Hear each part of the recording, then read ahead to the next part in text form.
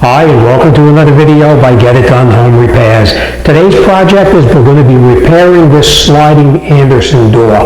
The door itself doesn't lock. The owner has been throwing a piece of wood in the channel to keep the door locked and decided just to not address the problem at all because Anderson told him that this lock assembly is over $300. So let me show you how you can fix it without having to spend $300. Basically, you're going to need a Phillips head screwdriver. You may need a utility knife, and you're going to need some penetrating oil, whether it's a WD-40 or whatever kind of penetrating oil you use, it'll work just as well. All right, so the first thing, let me show you what the problem is. The problem is that the door itself will not lock. You take the handle here and you're supposed to pull it down, and it moves up slightly, but it will not lock all the way down. So what we need to do is we need to take the lock apart. Now we made sure that the lock lines up with the latch part of it so that it actually can hook on and pull itself tight, which we did make sure. We also made sure that the lock itself lines up with the safety piece on the side here so that it pushes it in all the way, which it does. But we can feel that it's extremely tight. It moves, but it's very, very tight, and we don't want to take a chance on snapping anything off. So let's grab our Phillips head screwdriver and let's take this lock off the door, and we'll figure out what's going on with it. We're going to grab the Phillips head, take these two screws out. I would not recommend using a power tool. I would probably just use a regular Phillips head screwdriver.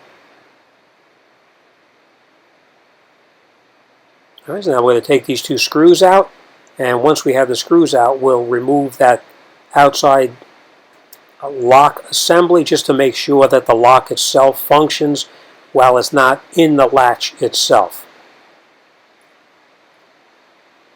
Now in some cases this piece will be stuck to the door if it was painted on, or if it was some kind of a shellac or a sealer on there. If that was the case, then you would just grab your utility knife, cut around the outside very lightly, and that way you can pull the lock right off. But that's not the case here. It came right off without a problem. Now we can feel the lock assembly itself moves nice and freely, so we know that the problem is not in the lock itself, but in the latch. So what we're going to do next is we're going to grab the latch itself, and we're going to remove it from the door frame. Now you can see there's no screws inside here, so we're going to get in here with your fingers, a screwdriver, whatever you need to, just to get the latch to come out of the door, so we could work on it on the floor and see what's going on with it. We'll just grab our flathead screwdriver now and give it a little bit of a pry on the bottom so it comes out evenly, and then we'll pull it out of the door. Remember how you take it out, because that's the way it has to go back in at the same time. Next, we're going to take our latch and we're going to put it on top of a piece of paper or something so that you're not going to make a mess on there. We're going to grab a rag or a paper towel or whatever, and we're going to wipe off any of the rust or any kind of dirt or anything that's on the lock itself. There is quite a bit on there, so we're going to clean it off just to have something clean that we're going to be working with, and we're not going to have a mess all over everything. All right, after we have it cleaned off, we're going to take a look and see what's going on inside the lock itself. Now you want to make sure that this piece here, that's where the pin from the frame, the door frame, pushes in to allow the lock to actually close all the way and hook around the frame and pull the door tight. Now we can get in here with a screwdriver, which simulates the turning of the dial itself, but it feels extremely tight to make that hook come up.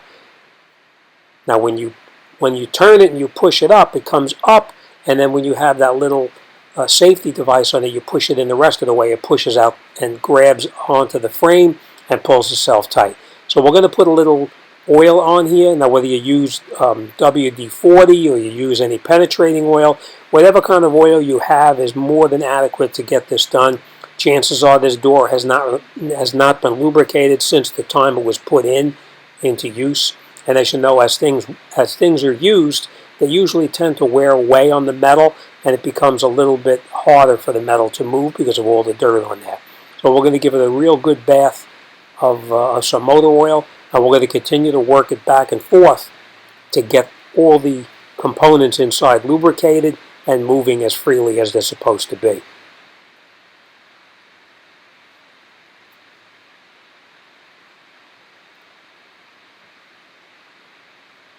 As you can see now, it's still a little bit stiff, but it works a lot better than it did before. It moves nice and freely. The latch comes up, hooks around, and then when you push it all the way, it'll pull itself tight, so that's a nice seal, and you don't have any wind blowing through there or anything like that. A little more lubricant on there.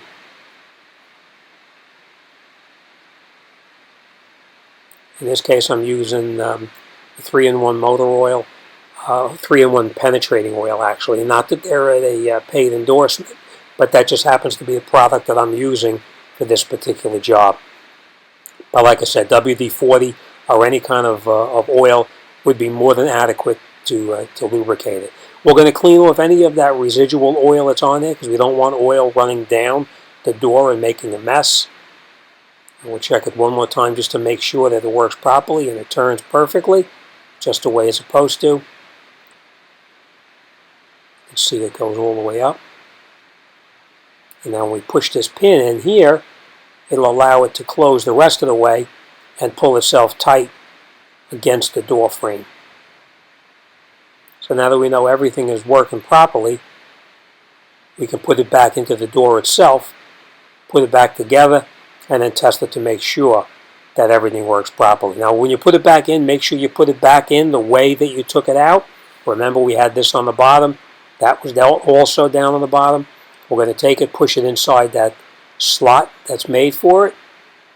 We're going to grab the outside lock assembly itself.